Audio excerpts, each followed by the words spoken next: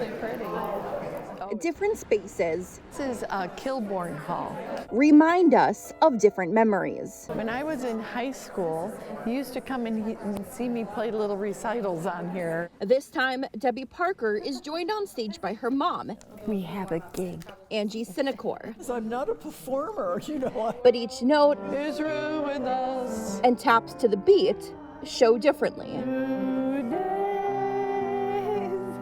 She's been in the audience for so many years, and finally we are on stage together. It's their final rehearsal for the Encore at Eastman program. We'll just do a few warm-ups to begin. It's a choir for people with memory loss and their caregivers. An approach only found in a handful of music therapy programs. Those memories that are deep within, that are held deep within our brain, that are attached to music, we're really seeing a lot of memories come to play. Memories and also new opportunities, like for Kathy and her mother, Nancy. Opportunities to make music together, which has been fun because we haven't done that in a while. The songs are picked from different decades. Sentimental Journey? Yeah, that's what I was thinking of. Sentimental Journey. Music director Erica Porter Smith wanted the music to connect with all ages in the choir. Getting to Know You is one of the favorites.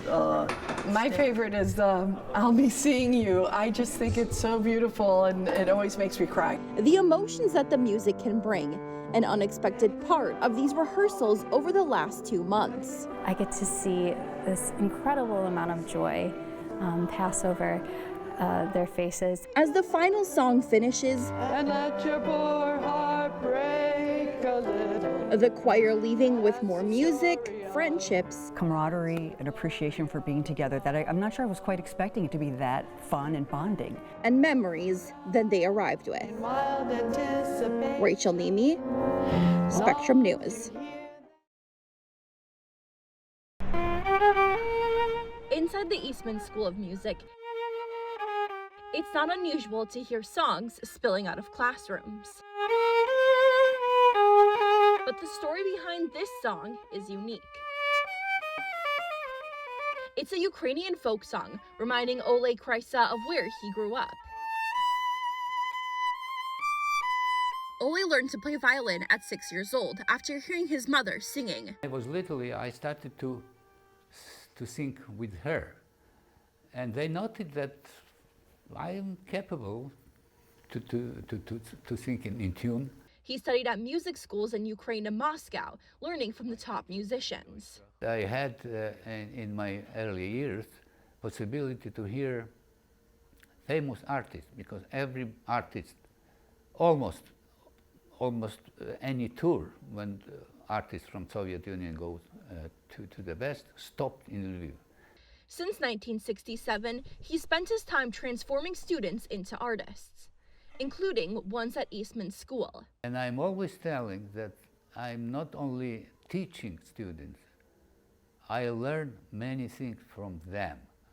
Pictures taken throughout Ole's career fill the walls of his studio. Very special moments that I am playing on violin by Paganini.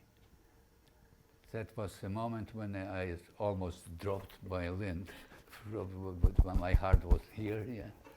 So Those moments in the past are what inspired him to hold a series of concerts to celebrate his 80th birthday.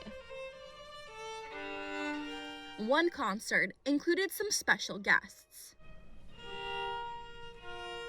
violinists were just students from my studio. It was very touching. After being a musician for 6 decades, it can be hard to pick a favorite song, but Ole finally found an answer. My favorite song, that song that I'm playing right now. Rachel Nemi, Spectrum News.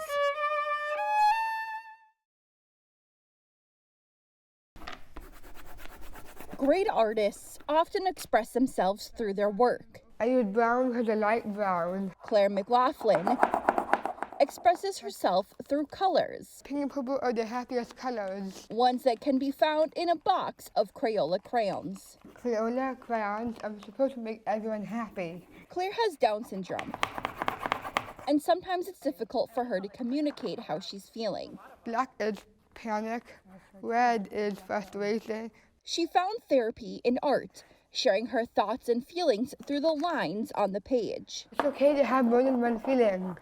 It's okay to be happy and sad and nervous. The coloring started a couple years ago. And since then, Claire's made hundreds of pictures. The arm of God has the really arms and hands. Most are over 6 feet tall. Go big or go home.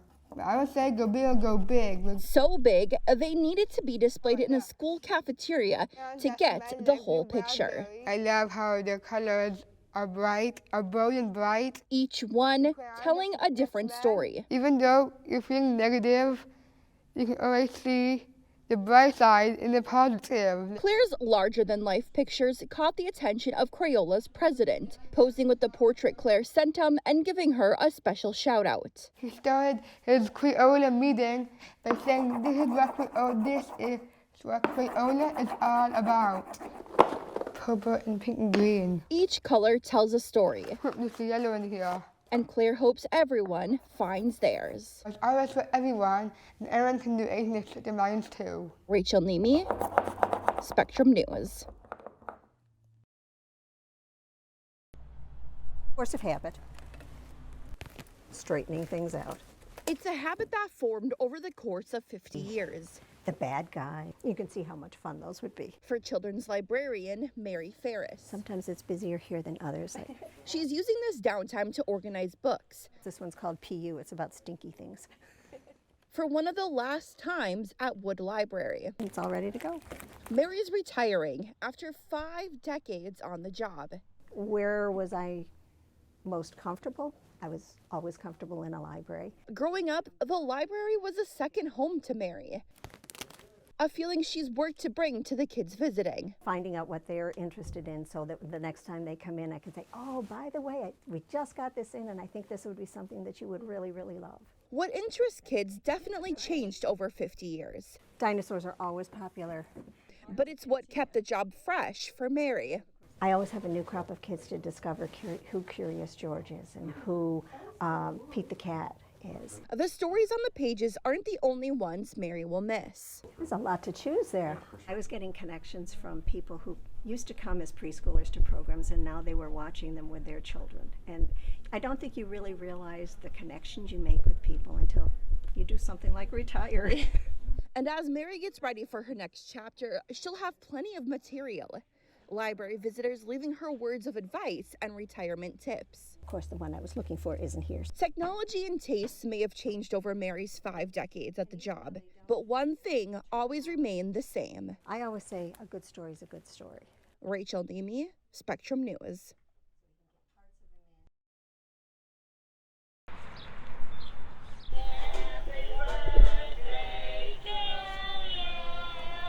This is a really cute tape. Nelson Carroll spends a lot of time in the past. Footage from 1972 of children at Fit by 5. Watching people's happiest moments play out on a screen. A lot of birthdays, a lot of Christmases, weddings. We get a lot of wedding footage, concert footage, bands, some births.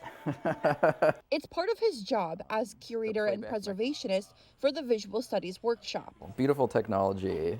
I love them. Nelson works to save memories found on a range of mediums. 1/2-inch open reel, which is, like I said, the earliest format. We deal with VHS, which is probably going to be very familiar for, folks my age. Most films are old home movies, once forgotten in attics or basements, now getting a new life. Folks do get very emotional. They're like very happy, and they haven't seen their son as a baby like moving around and talking in 30 years. The tapes and film are transferred to a digital format through Nelson's computer.